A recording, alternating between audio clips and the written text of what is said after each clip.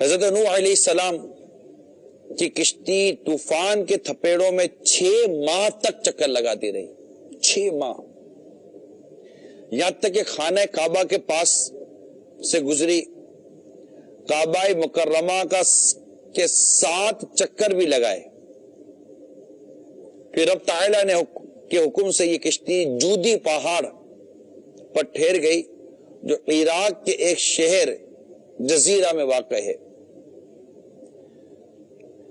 روایت میں کہ اللہ تعالیٰ نے ہر پہاڑ کی طرف یہ وحی کی کہ حضرت نوح علیہ السلام کی کشتی کسی ایک پہاڑ پر ٹھہرے گی، تو تمام پہاڑوں نے تکبر کیا، لیکن جودی پہاڑ نے تواضع اور عاجزی کا اظہار کیا، تو اللہ تعالیٰ نے اس کو یہ شرف عطا فرما دیا کہ کشتی جودی پہاڑ پر ٹھہری۔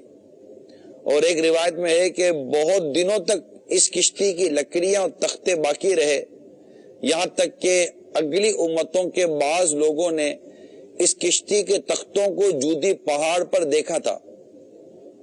کہتے محرم کی 10ویں تاریخ عاشورے کے روز یہ کشتی جودی پہاڑ پر ٹھہری، چنانچہ اس تاریخ کو کشتی کی تمام مخلوق یعنی انسان وغیرہ نے شکرانے کا روزہ رکھا، اور حضرت نوح علیہ السلام نے کشتی سے اتر کر سب سے پہلے جو بستی وسائی اس کا نام ثمانین رکھا۔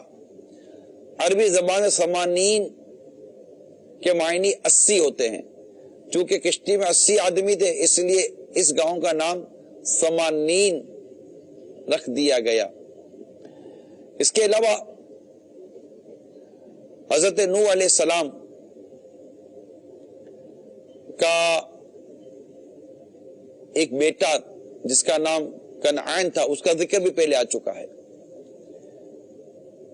وہ صدق کے دل سے آپ پر ایمان نہیں لایا تھا، بلکہ وہ منافق تھا اور اپنے کفر کو چھپائے رکھتا تھا، لیکن طوفان کے بعد اس نے اپنے کفر کو ظاہر کر دیا۔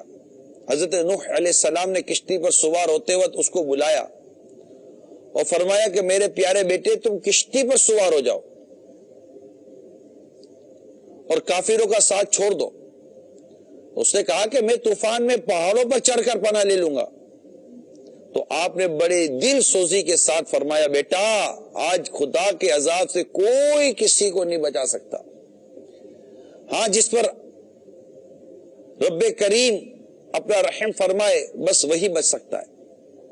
باپ بیٹے میں یہ گفتگو ہو رہی تھی کہ ایک زوردار موج آئی اور کنعان غرق ہو گیا۔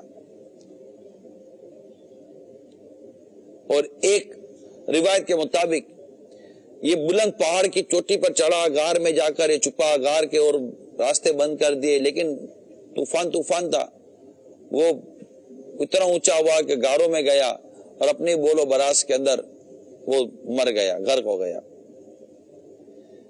میٹھے میٹھے اسلامی بھائیوں، کشتی نوح کا جودی پہاڑ سے لگنا اور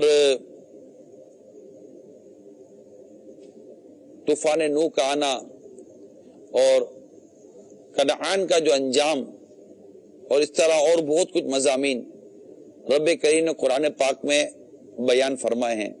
آئیے قرآن مجید کی ان آیات کریمہ کی تلاوت سنتے ہیں اور اس کا ترجمہ کنز الایمان بھی سنتے ہیں۔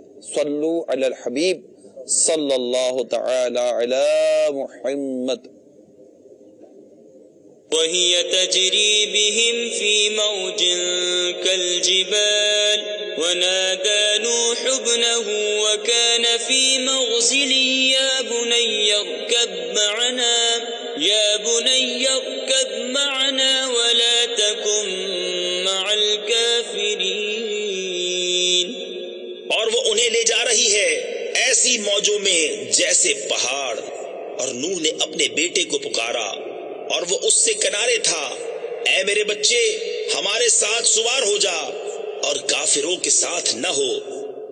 وقيل يا أرض ابلعي ماءك ويا سماء أقلعي وغيض الماء وقضي الأمر واستوت على الجودي وقيل بعدا للقوم الظالمين۔